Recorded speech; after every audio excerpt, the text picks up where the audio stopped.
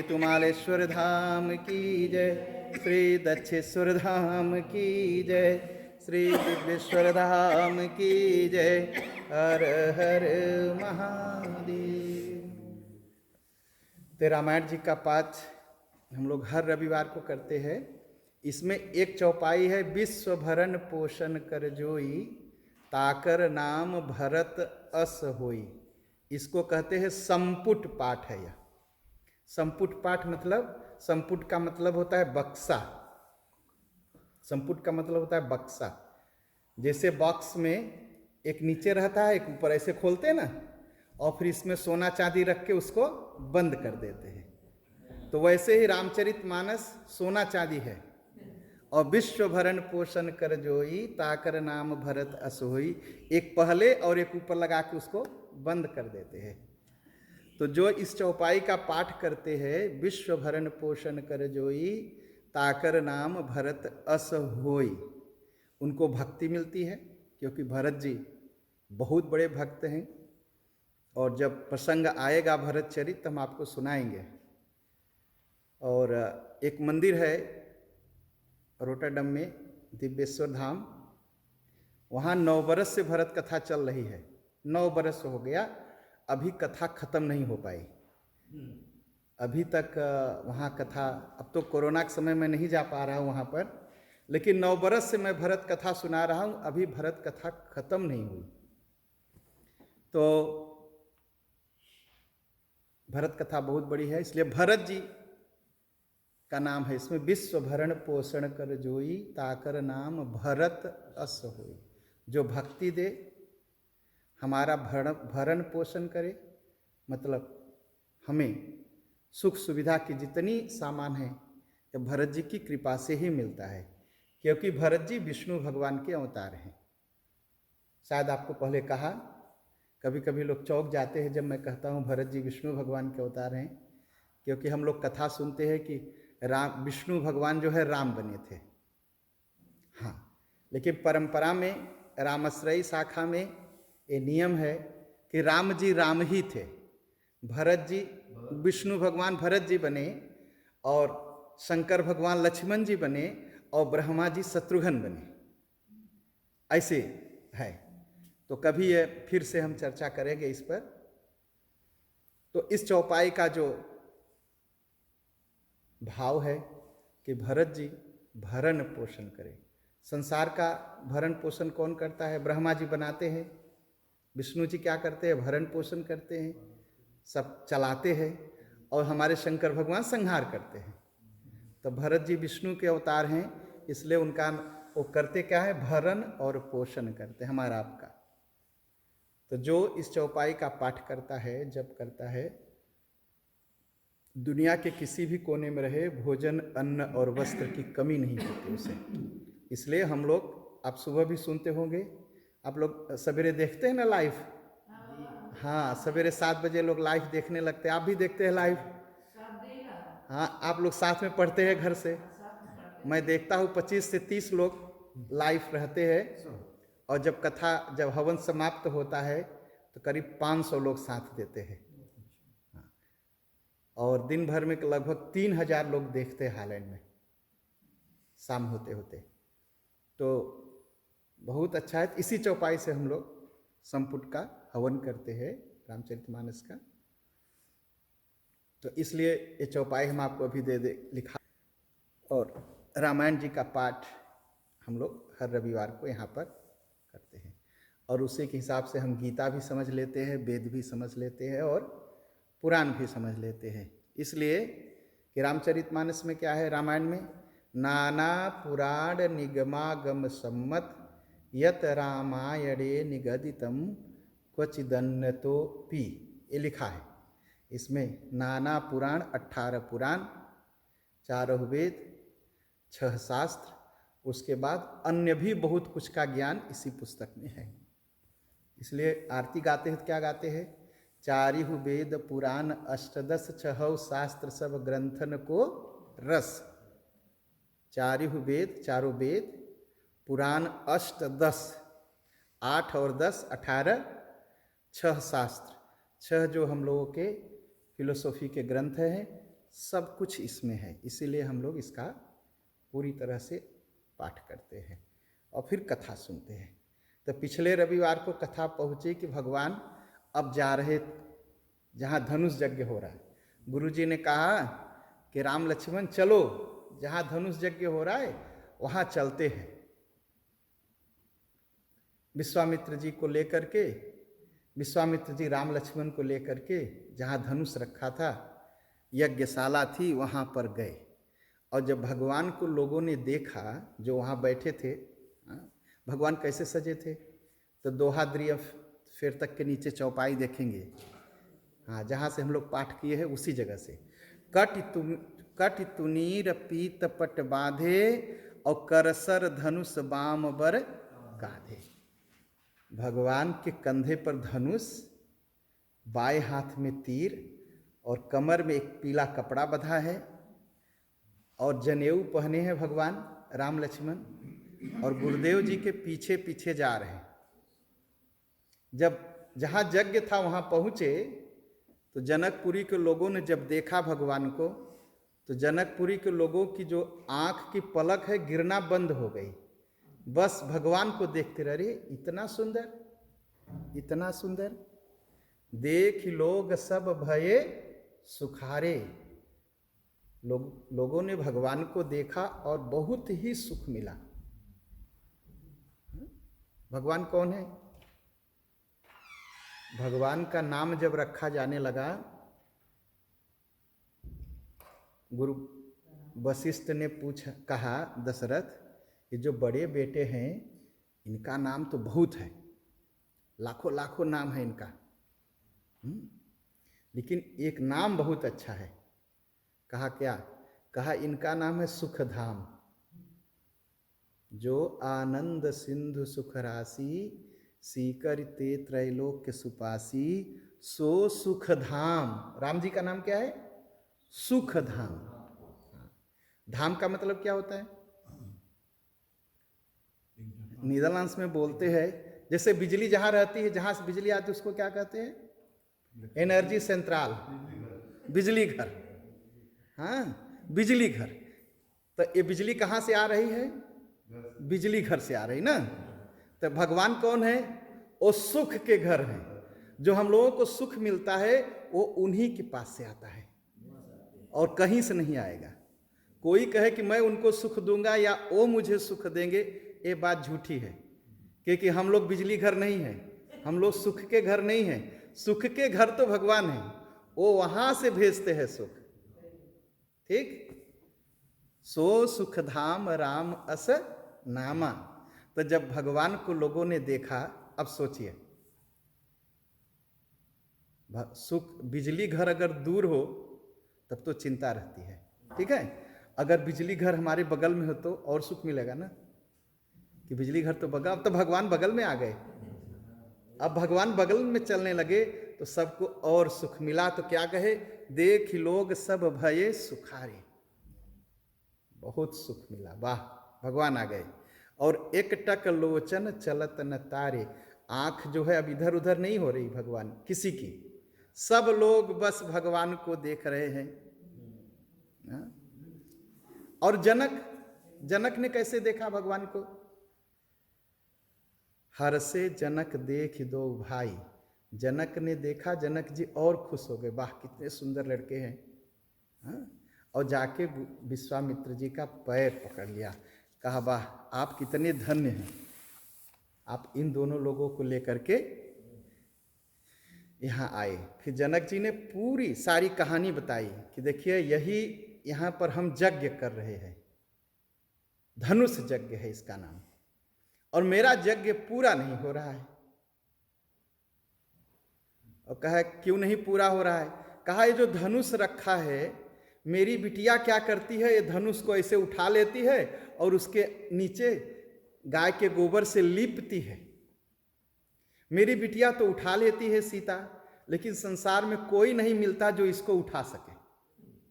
अब भैया ब्याह कैसे करते हैं? विवाह भाई जोड़ी अच्छी होनी चाहिए ना। अब सीता जी धनुष उठा लेती हैं, अब सीता जी का जो दुल्हा हो अगर धनुष न उठा पाए तो बेइज्जती ना। तो कहे बस ऐसा ही एक दूल्हा खोज रहा हूं जो ये धनुष हमारी बिटिया की तरह उठा ले, और जो उठा लेगा उससे मैं अपनी बिटिया का ब्याह कर दूंगा। यही पूरी कर विनती निज कथा सुनाई, अपनी कथा उन्होंने बता दिया और घुमा के सब दिखाया। और जब घूमने लगे भगवान,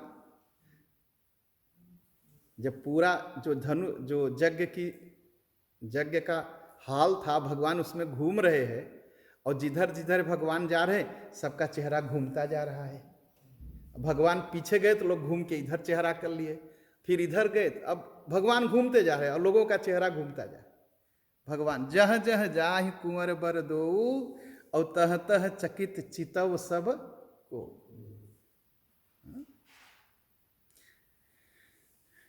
निज निज रुख राम ही सब देखा, को न जान कछु मरम विसेखा। सबकी जैसी जैसी रुचि थी वैसे भगवान को देखा।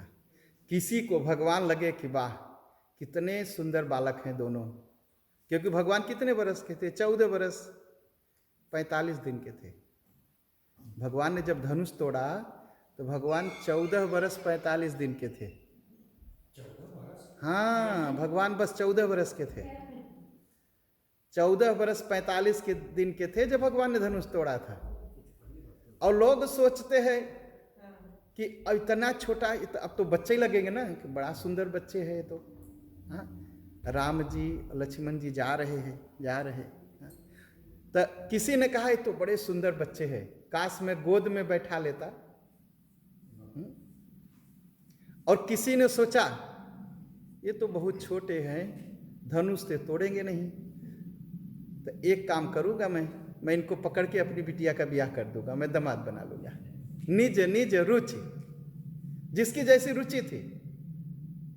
और जो भगत थे भगवान के, उन्होंने वाह कितना सुंदर रूप है, भगवान के अलावा और कोई हो ही नहीं सकता इतना सुंदर,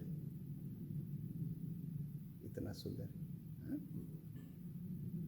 सब राजा ने सब दिखाया जनक जी ने, और ले गए भगवान राम लक्ष्मण और विश्वामित्र जी को, जो सबसे ऊंचा सिंहासन था उस पर बैठा दिए।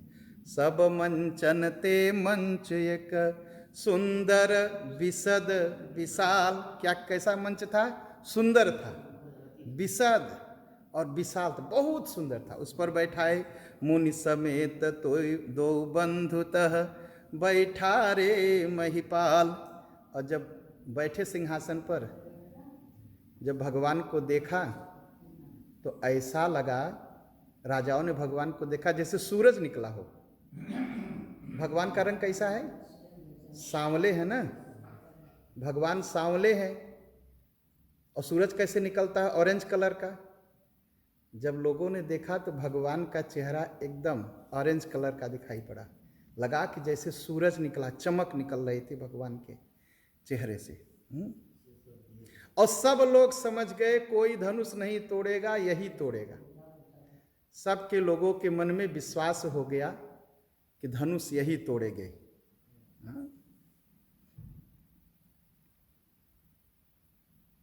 और आपस में सब बात करने लगे। कहा राजा लोग अब उठ के जाइए, धनुष तो यही तोड़ेगा, कोई तोड़ नहीं पाएगा। तो लोग आपस में बात करने लगे।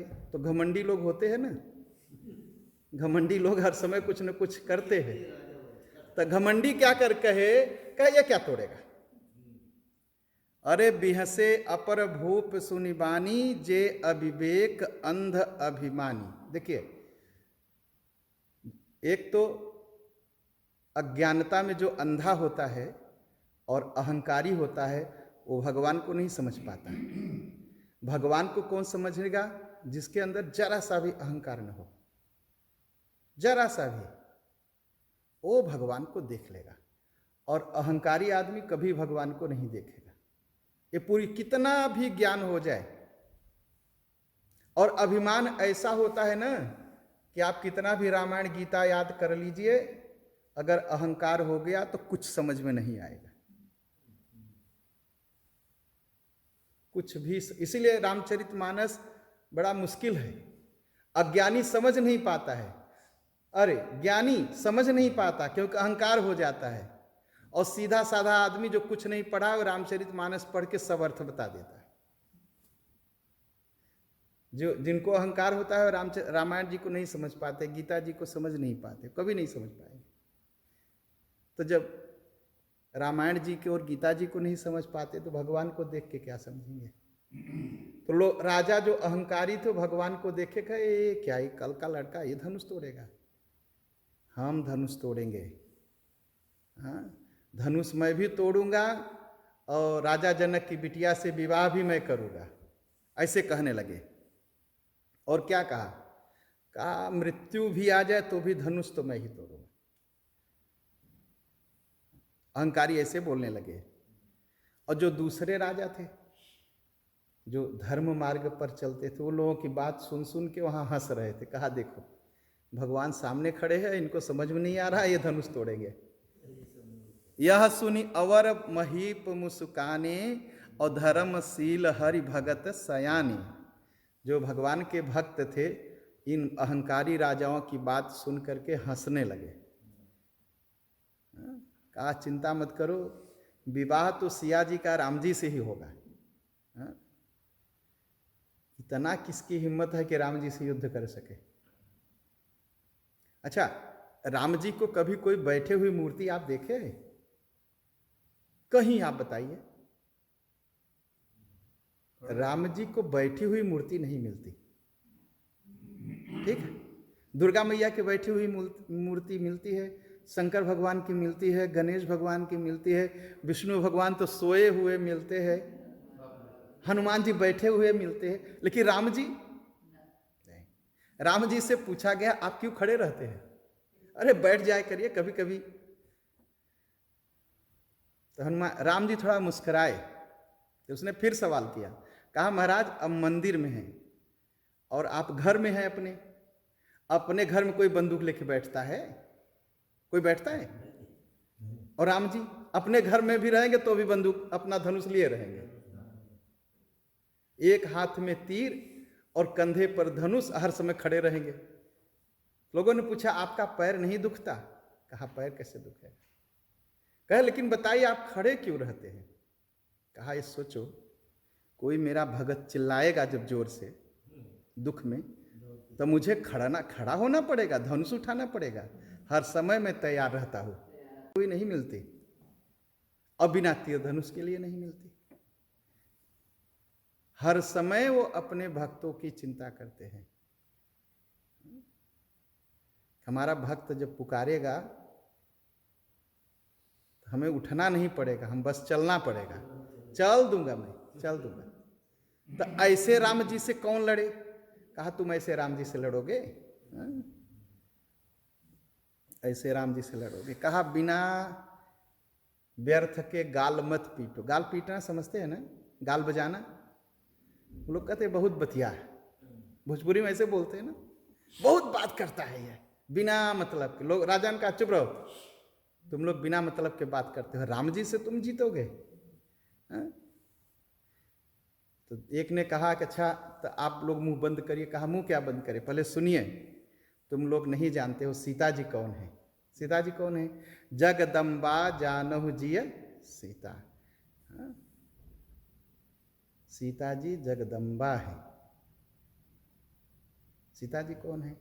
उद्भव स्थिति संहार कारिणी क्लेशहारिणी सर्वश्रेयस्करीं सीताम रतो न तो हम राम बल्लभाम। ये शुरू में लिखा है। सीता जी क्या करती है? उद्भव संसार को बनाती हैं, स्थित संसार का पालन करती हैं, संहार कारिणी संसार को मिटा देती हैं। 3 काम करती हैं सीता जी। संसार को बनाती हैं, संसार का पालन करती हैं और संसार को फिर संहार कर देती हैं। अब कहेंगे पंडित जी अभी 2 मिनट पहले आप कह रहे थे ब्रह्मा जी बनाते हैं, अभी 2 मिनट पहले यही बात हुआ ना। और विष्णु जी पालन करते हैं, शंकर जी संहार करते हैं, अब आप कह रहे सीता जी करती हैं। तब बात क्या है? देखिए ब्रह्मा जी बनाते हैं, बात सही है, लेकिन बनाने की शक्ति और बुद्धि दोनों सीता जी देती हैं। ठीक है? विष्णु भगवान पालन करते हैं, पालन करने की बुद्धि और शक्ति दोनों सीता जी से मिलती है। शंकर भगवान संहार करते हैं, बुद्धि और शक्ति सब सीता जी देती है। तो सीता जी कौन है? जगदम्बा है। जगदम्बा जानहु जिय सीता। कहा चुप रहो, तुम लोग बिना मतलब के बात कर रहे हो, धनुष तोड़ोगे। तुम सीता जी को नहीं जानते, अभी सारे संसार की माँ है, और जो सारे संसार की माँ है वो तुम्हारी भी माँ है। कोई अपने माँ से विवाह करता है? शर्म नहीं आती तुमको? जो समझदार राजा थे उन्होंने डांटा, कहा चुप रहो, पिता राम जी हैं और सीता जी माता है, धरती पर आए हैं लीला के, ये लोग विवाह करें, तुम क्या?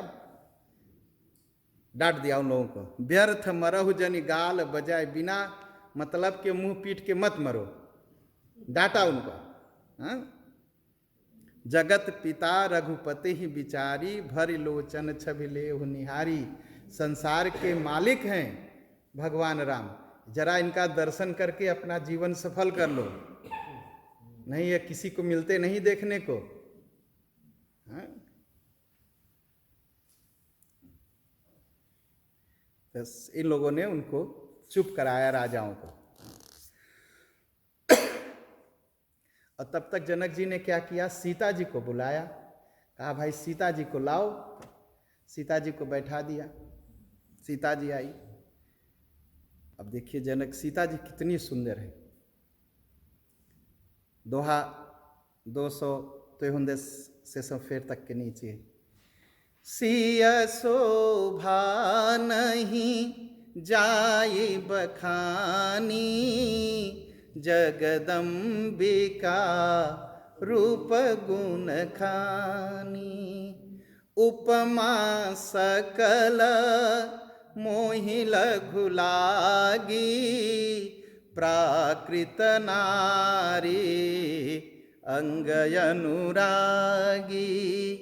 सिय बरनीयते ही उपमा देई, कुकबि कहाई अजसु के लेई। जो पट तरिया तिय समसिया, जगयस जुवती कहाँ कमनिया। गिरा मुखर तन अरध भवानी, रति अति दुखित अतनुपति जानी।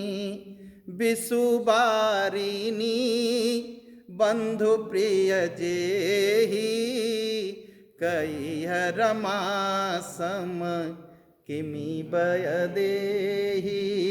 शंकर भगवान कहते हैं पार्वती जरा सुनिए, सीता जी इतनी सुंदर हैं कि मैं कैसे कहूं कि कैसी सुंदर हैं। कहा महाराज कहिए कमल की तरह। कहा कमल, जरा सा पानी सूख जाए कमल मुरझा के गिर जाता है। हमारे सीता जी तो वैसे चमकती रहती है। तब पार्वती ने कहा, शंकर भगवान एक काम करिए। कहा क्या? अच्छा, सीता जो है कामदेव की पत्नी, कामदेव बहुत सुंदर है, देवताओं में सबसे सुंदर कामदेव है, और कामदेव की जो पत्नी है वो देवियों में सबसे सुंदर है। कहा तो सीता जी कामदेव की पत्नी रति के समान है। शंकर भगवान ने कहा पार्वती जरा आप चुप ही रहो। कहा क्यों? कहा कामदेव को तो मैंने जला दिया है, और कामदेव की पत्नी रति रोज रोती रहती है, उसका मुंह तो मुरझाया हुआ है, वो कैसे कहूं कि सीता जी रति की तरह हैं। तो पार्वती ने कहा भगवान ये बताइए, तो सीता जी लक्ष्मी की तरह सुंदर होंगी। भगवान ने कहा अब भी चुप रहो। लक्ष्मी कहाँ से निकली है? कहा समुद्र से निकली है। कहा समुद्र से जहर भी निकला है ना।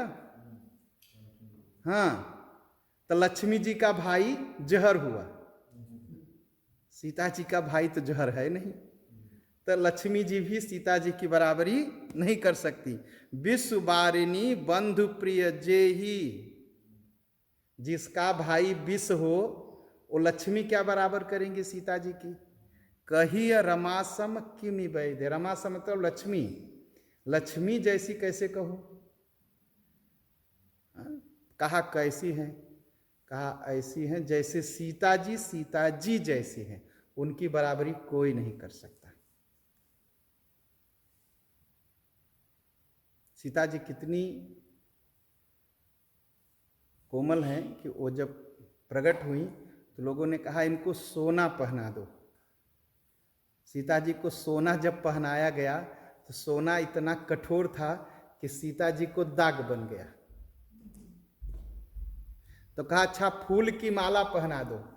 जब सीता जी को फूल की माला पहनाई गई तो फूल सूख गया। तो सीता जी सोने से भी ज़्यादा सुंदर और फूल से भी ज़्यादा कोमल है, इतनी सुंदर है।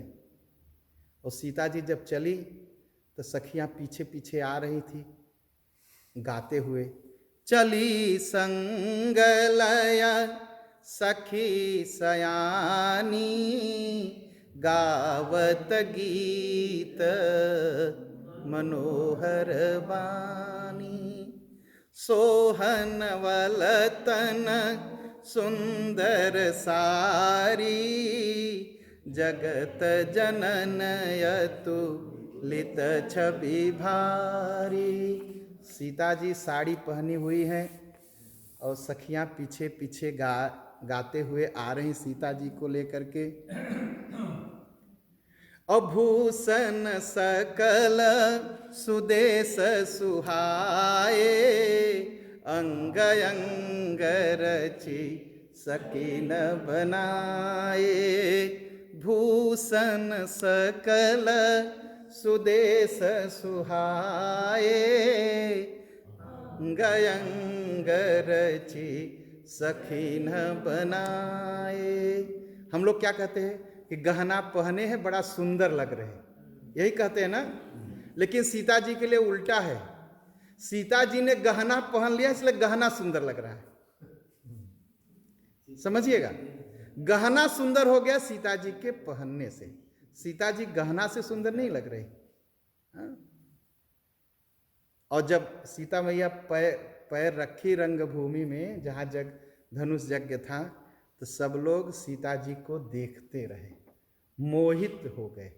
और मोहित होते हैं तो क्या होता है, कभी कभी हिरन को लोग पकड़ते हैं ना, बांसुरी बजाते हैं तो हिरन मोहित हो जाता है, लोग पकड़ के उसको मार देते हैं। तो ऐसे मोहित हुए जनकपुरी के लोग, जितने लोग बैठे थे कि बस अब भूल गए, सब कुछ भूल गए, सब सीता जी को देखने लगे।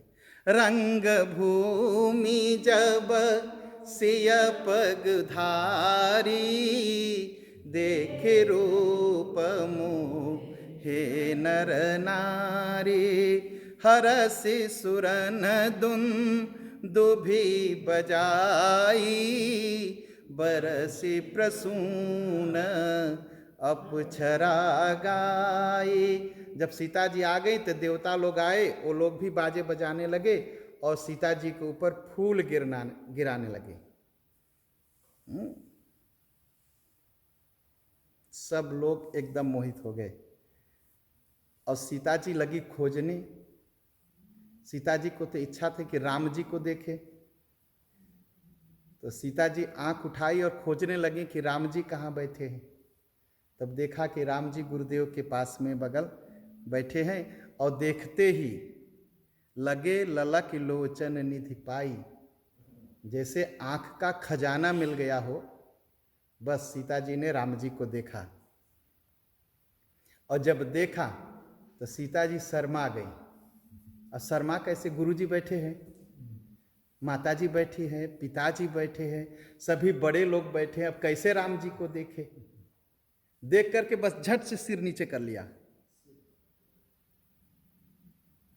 राम जी को देखे। अब फिर हुआ क्या, अब जो लोग बैठे हैं एक बार राम जी को देखते हैं, एक बार सीता जी को देखते हैं, एक बार राम जी को देखते हैं, एक बार सीता जी को देखते हैं। और सभी ने हाथ जोड़ लिया, जितने लोग बैठे थे सब हाथ जोड़ के क्या कहते हैं कि हे भगवान, ये जनक को थोड़ी बुद्धि तो दे दो। जनक क्या कहे जाते हैं, संसार में सबसे ज्ञानी जनक को माना गया और उस जनक के लिए जनकपुरी के लोग भगवान से प्रार्थना करते हैं, हे भगवान ये जरा जनक की मूर्खता तो खत्म कर दो। अब जनक मूर्ख लगने लगे। क्या कहा? हरु विधि बेगु जनक जड़ता। अरे जनक जी की मूर्खता तो खत्म कर दो। अरे अपनी प्रतिज्ञा तोड़ दे, बस राम और सिया का ब्याह करा दे। धनुष तोड़ने की जरूरत ही नहीं है, बस ब्याह करा दे, बिना धनुष तोड़े ब्याह करा दे। सब लोग हाथ जोड़ के कहा बहुत दुख पाएंगे अगर ये अपनी प्रतिज्ञा नहीं तोड़ेंगे। अगर किसी ने धनुष तोड़ दिया और सीता जी का ब्याह किसी और से हो गया तो जनक जी को बहुत दुख होगा। और सब लोग कहने लगे सीता जी के लिए योग्य दुल्हा तो केवल वही सांवरे राम जी हैं और तो कोई नहीं है। अब सब लोग प्रार्थना कर रहे थे, तब से जनक जी ने क्या किया? हम लोग कहते हैं चारण भाट, वो ढोल पीटते हैं ऐसे और बताते हैं कि राजा क्या कह रहे हैं, राजा की बात कहते हैं, उसको चारण कहा जाता है। तो उनको बुलाया और राजा जनक ने कहा जितने राजा लोग बैठे हैं सबको मेरी प्रतिज्ञा बता दो। तो लोग खड़े हुए तो क्या कहे?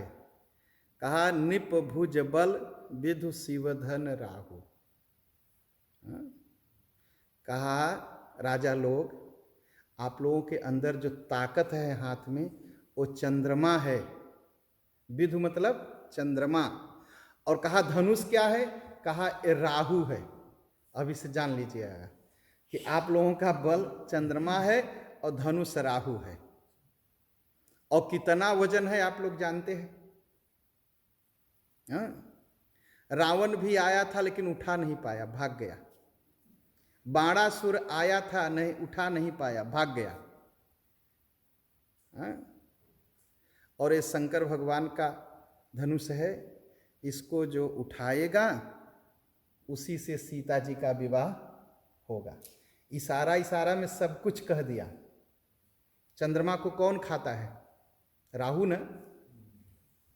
कहा तुम्हारा बल जो है चंद्रमा है तुम्हारे हाथ में, जाओगे ये धनुष के पास तुम्हारा बल खा जाएगा। कहा जो तोड़ेगा सीता जी का ब्याह होगा। अब राजा लोग तो पहले से तैयार थे कि बस मैं ही तोड़ूंगा। तो एक राजा उठे खड़े हुए कि मैं तोड़ूंगा। देवता थे, कुल देवता, प्रार्थना किया कि मैं ही तोड़ूं और मेरा ही विवाह सीता जी से हो। और बड़े घमंड से गए, धनुष को तोड़ने की बात ही छोड़ दिए, कोई उठा नहीं पाया। तिल भर, तिल मतलब तिल समझते हैं ना? तिल कितना होता है? काला तिल देखते हैं ना, उज्जर तिल काला तिल, उतने के बराबर भी जमीन से ऊपर वो धनुष नहीं उठा पाए कोई राजा। एकदम नहीं उठा पाए धनुष। तमकी धरहि धनु मूढ़ नृप, उठई न चलई लजाय, मनहु पाई भट बाहुबल, अधिक अधिक गरुआई। 250 205 तक वो दौड़ के जाते, धनुष को उठाते, लेकिन उठता नहीं, और वजन हो जाता, और वजन हो जाता है। तो राजाओं ने कहा कि एक बात करो। कहा क्या? कहा हम लोग कितने लोग हैं? कहा 10,000। कहा चलो 10,000 मिलकर के एक साथ तोड़ लेंगे। तो हुआ कि भैया 10,000 लोग तोड़ लेंगे, लेकिन ब्याह तो एक ही से होगा ना। 10,000 से तो सीता जी का ब्याह होगा नहीं, एक ही से ब्याह होगा ना। कहा पहले तोड़ लेते, फिर आपस में लड़ेंगे, एक दूसरे को मारेंगे, मारते मारते जो लास्ट पर बच जाएगा वो सीता जी से ब्याह कर लेगा। भाई मूर्खता ही है ना। पहले धनुष तोड़ेंगे, फिर आपस में लड़ेंगे, और लड़ते लड़ते जब एक बच जाएगा मारते मारते, वो सीता जी से ब्याह कर लेगा। तो लोग फैसला करके चले धनुष तोड़ने। 10,000। भूप सहस 10 एक ही 12, लगे उठावन टरैन टारा। लीजिए 10,000 लोग अगर धनुष पकड़ेंगे, ये कितना है? अब 10,000 बार इतना बड़ा जोड़ लीजिए तो धनुष कितना बड़ा रहा होगा। और धनुष ऐसा था, राजा लोग पकड़ते थे, धनुष बड़ा हो जाता था, फिर पकड़ते फिर बड़ा। धनुष 10,000 लोगों से उठने की बात अरे टूटने की बात छोड़ दिए, उठा भी नहीं। और सब लोग जाकर के चुपचाप थक के बैठ गए, सबका चेहरा झुक गया। अच्छा, होता क्या था, लोगों की आदत होती है ना, एक राजा जब जाता था तोड़ने तो 9,999 राजा क्या करते थे, इससे न टूटे भगवान, इससे न टूटे भगवान, इससे न टूटे, मैं ही तोड़ू, तो नहीं तोड़ पाता था। फिर एक जाता था, नहीं भगवान इससे भी न टूटे, इससे भी न टूटे। तो एक तो बेचारा, एक राजा किसी तरह घमंड करके तोड़ने जाता था और 9,000 प्रार्थना करते थे इससे न टूटे, इससे न टूटे, तो नहीं टूटा। अब सबका मजाक बन गया।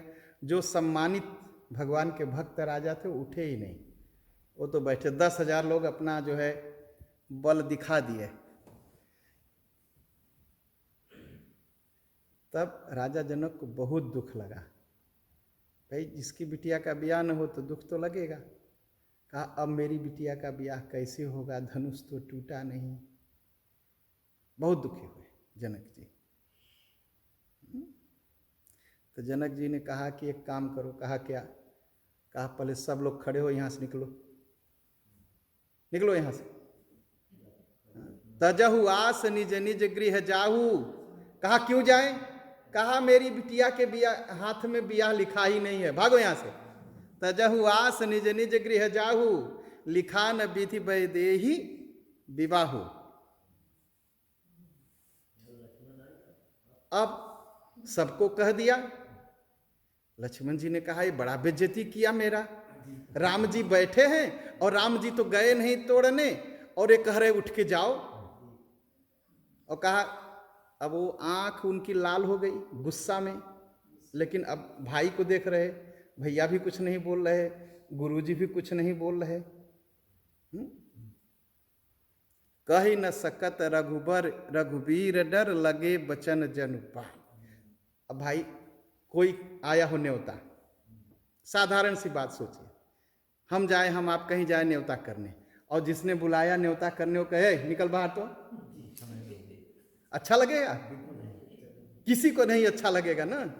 तो जनक ने एकदम यही कहा, तजहु आस निज निज गृह जा, भागो अपने घर, यहां क्या करने आए आप लोग।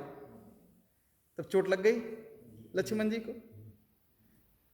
लक्ष्मण जी कही न सकई रघुबीर डर, दोहा 205 तक वहां पर लिखा है।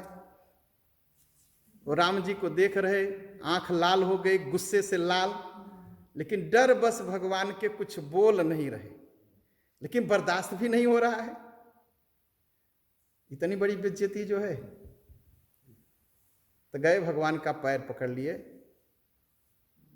पैर पकड़ के फिर बोले, कहा भगवान अगर आपका आदेश हो ना तो धनुष क्या है, ये पूरा ब्रह्मांड उठा ले, जैसे बच्चे गेंद उठा लेते हैं ना, सारी दुनिया में ऐसे गेंद की तरह उठा लूं और लेके 7 बार दौड़ू, ये धनुष क्या है। ये इतनी बड़ी बात कह रहे। और कहे कच्चा मट्टी का बर्तन होता है ना, जो पका नहीं है, पके के फोड़ने में थोड़ी मेहनत होती है, और कच्चा मट्टी का बर्तन बस ऐसे मार दीजिए फूट जाए। कहा ये पूरे दुनिया उठा लूं और कच्चे माटी के बर्तन की तरह ऐसे करके बस फोड़ दो, ये टूट जाएगा। और मेरु पर्वत, सुमेरु पर्वत इसको उखाड़ के फेंक दो के बल से। मेरे पास बल नहीं है, आपके बल से मैं शपथ लेता हूं कि सारी दुनिया तो उठा लो हाथ में और फेंक सकता हूं, सारी धरती। और कमल पुरैन का पत्ता देखते ना, डंडी होती है नीचे, उसको ऐसे हिलाइए तो ऐसे दोनों तरफ टेढ़ हो जाता है। कहा ये धनुष, ये धनुष जैसे कमल का डंडी होती है ना, बस ऐसे तोड़ दूं बस टूट जाएगा, टूट जाएगा। और 100 योजन तक लेकर के धनुष में दौड़ जाऊं और तोरहु छत्रक दंड जिम। छत्रक दंड क्या होता है? मुझे नाम नहीं याद आ रहा है। यहाँ लोग खाते हैं उसको ना, हम लोग हमारे यहाँ यूपी बिहार में उसको कहते हैं कुकुरमुत्ता। ऐसे गोला सा ऐसा रहता है छाता की तरह। हाँ, तो उसको तो बस ऐसे मार दीजिए टूट जाता है ना। कहा तोरहु छत्रक दंड जिम, कहा उसी की तरह बस ऐसे मार दो धनुष टूट जाए। और कहा अगर न ऐसे तोड़ दूं तो भगवान मैं कसम खाता हूं मैं आज के बाद धनुष हाथ में नहीं लूंगा, लक्ष्मण जी ने कहा। और जब लक्ष्मण जी बोले तो सब लोग कांपने लगे। हाँ, क्रोध में। सगल लोक सब भूप डेराने और सिया ये हरस जनक सकुचाने। सब लोग तो डर गए और सिया जी प्रसन्न हो गई। वाह होने वाले देवर। प्रसन्न हो गई सिया जी, सिया ही हरस, प्रसन्न हो गई। भगवान ने लक्ष्मण जी को, भगवान कैसे, मैं कल उस दिन पीछे रविवार को बता रहा था ना, भगवान हर समय ऐसे बैठे रहते हैं, किसी को देखते होते नहीं है, बड़े संकोची हैं। हाँ, बड़ा शर्माते हैं राम जी।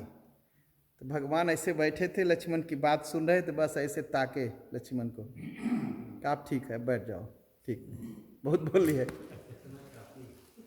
इतना काफी है। सयन ही रघुपति लखन निवारे, प्रेम समेत निकट बैठारे। बैठा लिया। और जब बैठा लिया तो विश्वामित्र अभी तक चुप थे। विश्वामित्र ने सुबह बहुत शुभ समय जाना और राम जी से कहा, उठहु राम भंजहु भव चापा, मेटहु तात जनक परितापा। सुनि गुरु बचन चरण सिरुनावा, हरस विषादन कछूर आवा। ठाढ़े भये उठी सहज सुहाए, ठवनी जुबा मृग राजुल जाए। अब देखिए भगवान खड़े हो रहे, कैसे खड़े हो रहे, इसी पर कथा रोकेंगे, उसके बाद आगे बताएंगे। धनुष हम अगले रविवार को तोड़वा देंगे भगवान से। हाँ, भगवान खड़े हुए। विश्वामित्र ने कहा राम, कहा हाँ गुरुदेव, कहा जरा जनक का दुख तो दूर कर दो। कहा गुरुदेव आपकी आज्ञा। कहा मेरा यज्ञ पूरा किए, जरा जनक का भी यज्ञ पूरा कर दो। इनका यही दुख है कि इनका यज्ञ नहीं पूरा हो रहा है, जरा इनका यज्ञ तो पूरा कर दो। तो भगवान कुछ नहीं बोले, ना नहीं कहा कि नहीं नहीं नहीं मुझे नहीं ब्याह करना है, मुझे धनुष, ऐसा कुछ नहीं। भगवान गुरु जी को प्रणाम किए, कहा ठीक गुरुदेव आपकी आज्ञा। हाँ, सुनि गुरु बचन चरण सिरुनावा, और हरस विषाद न कछु उर लावा। ऐसा नहीं कि बहुत प्रसन्न हो गए कि गुरु जी ने कहा धनुष तोड़ने के लिए, और ऐसा भी नहीं कि बहुत दुखी हो गए कि गुरु जी ने काम पकड़ा दिया। क्या हुआ, ठाढ़ भये उठ सहज सुभाए, बस उठ के खड़े हुए। कैसे खड़े हुए, हम लोग फिल्म देखते हैं ना, नतवीर फिल्म देखते हैं हम लोग, कभी देखते हैं शेर बैठा रहता है तो कैसे उठता है धीरे से, और उठता है तो पहले देखता है, यही करता है ना। तो भगवान बस ठवन जुबा मृग राज लजाए, भगवान इतने आराम से उठ के खड़े हुए और सबको देखा कि शेर भी खड़ा होता है तो देख के उनको शर्मा जाए। भगवान एकदम उठ के खड़े हुए। उदित उदयगिरि मंच पर रघुबर बाल पतंग, बिकसे संत सरोज सब हर से लोचन भृंग। उदित उदयगिरि मंच पर रघुबर बाल पतंग। जैसे सुबह का सूरज निकला हो छोटा सा, बस भगवान शेर की तरह और सूरज की तरह उठ के खड़े हुए। और जब सूरज निकलता है तो क्या होता है, कमल खुश हो जाता है। जब भगवान उठ के खड़े हुए तो वहाँ जो भगवान के भगत बैठे थे सब खुश हो गए, वाह भगवान को देख करके। बोलिए सियावर रामचंद्र भगवान की जय, पवन सुत हनुमान की जय। तो भगवान खड़े होते हैं। इसके आगे की कथा हम रविवार को अगर पहुंच पाएंगे तो हम आपको सुनाएंगे, लेकिन सुनाएंगे जरूर।